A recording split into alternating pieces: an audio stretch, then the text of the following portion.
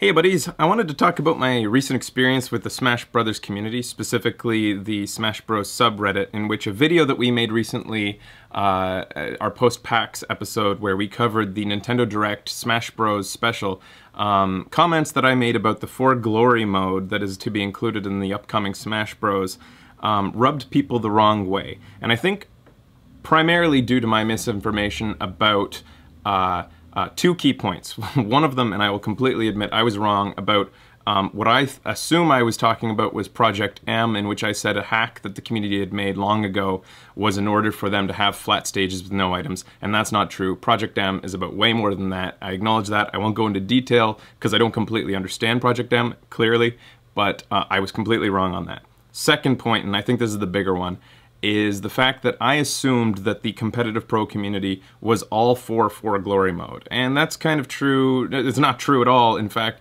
but I mean, they aren't 100% for it. And I just made this assumption based on a previous video I had made where it seemed that people were vehemently defending For Glory mode as though it were exactly what the competitive scene wanted. And it definitely isn't. I'll go into that detail later on, but first I wanted to cover the passion of the Smash Brothers community. Passion can, I would almost call it patriotism. They're very defensive and sensitive.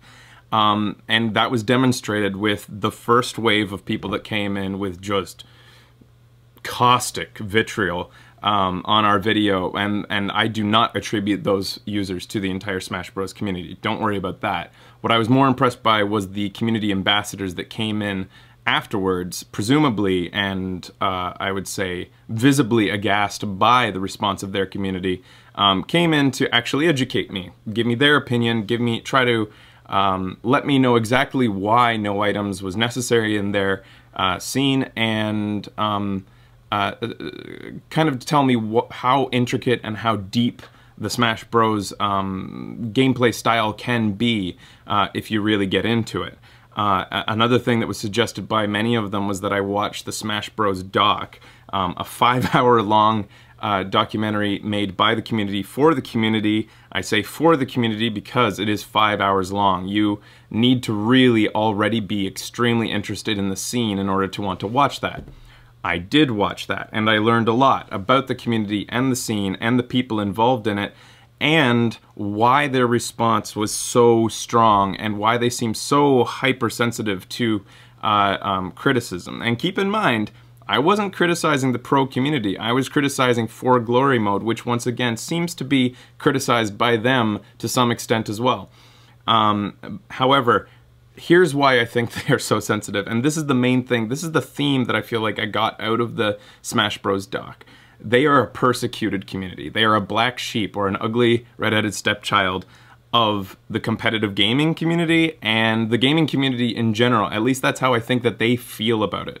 And they seem to be facing it from all sides. For one, they get criticism from casuals, like they did from me, for what I think casual players regard as a deviation from the core principles of what they consider Smash Brothers to be, which is chaotic fun on a couch with friends, as opposed to competitive tournaments without items and on a very limited number of stages and characters to be played regularly. Instead of appreciating what the scene has created into a surprisingly deep fighter, which surprised even the creators themselves, what they were able to achieve with it and stretch out over more than a decade of play. So I think they feel underappreciated in that sense and misrepresented or misinterpreted by the average player.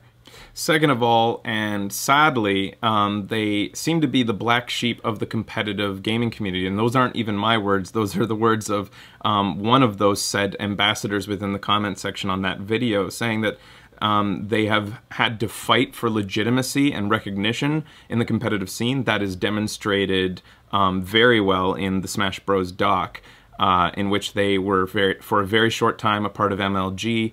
After that, they had to fight to remain with the Evo scene, and they may even have to continue to fight to be a part of that scene as time goes on, and they feel that and they see that and feel very strongly about it, and I think that they regard every criticism towards the Smash Bros. Competitive community as one that is just one more stepping stone or hurdle to get across to be taken seriously. And then, perhaps worst of all, they seem to be at odds with the creator of Smash himself, Mashiro Sakurai, who hasn't exactly embraced the competitive scene. Smash Bros. Melee was seen as sort of a deviation from what made Brawl great. In addition to that, he has said things like he wants Smash Bros. To be a game in which everybody could win. And I think this is the main reason why For Glory is seen as a great thing by the community, because they were thrown a bone, so to speak, by Sakurai. And I think that an analogy that I used for it, it was like having movie night in your school and the movie is Willow. You're not exactly excited, but you're certainly going to take the opportunity to skip math class. A better analogy was made by one of the Smash Bros. Community who said, it's more like receiving $5 for your birthday from a relative who you haven't heard from in 15 years. $5 is not great, but at least they remembered. I guess that's why For Glory seems to be a step in the right direction, and I think that a lot of them are hoping that something will grow out of For Glory mode by the time it's released, or at least an update down the road, that will allow them to have more than just Final Destination, a flat playing surface within online competitive play. And then on top of all of that, they recently smacked with a big fuck you from Nintendo themselves. As a part of their draconian intellectual property protection protocol, they tell EVO that they wouldn't be allowed to stream the Smash Brothers component of the EVO tournament this year in Vegas, making all of the work that they went through to be a part of EVO for naught, except for the huge amount of money they raised for breast cancer research as a part of that, which is awesome, by the way, and says a lot about their community as well.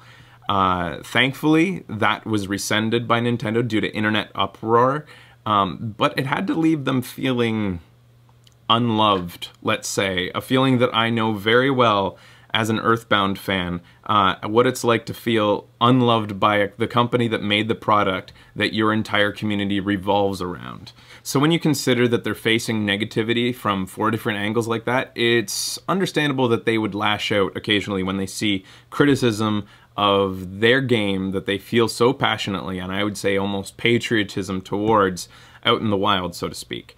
Although I will continue to reject any claim that I was telling them how they should play their game, because I wasn't telling them. I was telling my audience as a casual outside observer of the competitive scene how I think that I would be more interested in watching them play competitively. And I wasn't going to them to go tell them how to play. I was saying it within our forum on our show, and I think that there was a misunderstanding about the context of Video Games Awesome and what kind of show it is, where it is a very casual, sometimes misinformed, but off-the-cuff, candid opinions and thoughts expressed, half-baked opinions, let's call them sometimes even drunken ones, where they took that very seriously, and I think that they should not have quite taken us seriously at all. I know that our audience doesn't. Having said all that, have I changed my opinion on the inclusion of random chance and items within competitive Smash play? I'll say that after watching the documentary and watching some highlights from major tournaments, I have a greater appreciation for the depth and breadth that pro players have explored and exploited within a game that was never intended to be played competitively to begin with, which I actually think is largely attributes to how exciting and deep competitive gameplay can be. Although I have heard that there are some iterations of even competitive play, or at least smaller tournaments, perhaps not as popular as the major ones, in which items still are used to some extent for some forms, or at least different versions of gameplay. I don't know a lot about it, but I did hear from a couple commenters that sometimes items are included. And I am intrigued by that idea because I think that anything that explores the ability to bring Smash Brothers closer to what the casual player, the party game player, or the friends on a couch in college playing community, closer to seeing competitive play as something that they recognize as the type of Smash they play, will draw in a larger audience, which will help Smash Brothers in their uphill battle to be recognized by the Pro Tour community. Nothing speaks better than numbers, and a greater audience, which again I think that this would garner, could be nothing but good for them. I think that a large part of that would require, unfortunately, probably some cooperation from Nintendo in order for them to balance the items, probably change the way that they're generated and dropped on the playing field, which is probably not going to happen, unfortunately, and that's sad. But so in a roundabout way, I perceive my opinion on the subject to be similar to the community's in that we want the same thing. I want the popularity of Smash Brothers within the competitive scene. I think more than any other game within a tournament like EVO, I want to see Smash Brothers become a really big thing because, again, I perceive Smash Brothers to be the closest thing to what I could ever play in a pro setting. I never could, especially with Carpal Tunnel, but it's the most me-like game that there is among that entire tour. You know, the Street Fighters and the Marvel vs. Capcoms aren't even close to something I think that I could ever start to get into. And I still, again, don't think I could ever start to compete with any of the Smash Brothers competitive players.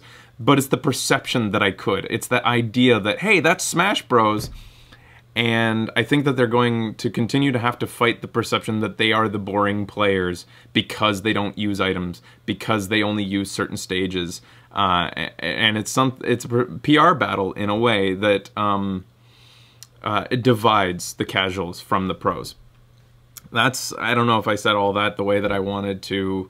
I did my best. Again, the disclaimer comes from this being the perspective of an outsider of the competitive community, but an opinion that I hope that you at least respect, that I'm coming in with good intentions, and I am not trying to lambaste you guys for what you do. Especially after watching that documentary, I'm very impressed by how the community has grown and the family-type atmosphere that I've generally perceived from my fly-on-the-wall observations of the videos and the forums, and please stop being mad at me. Thanks for watching, guys. See you later.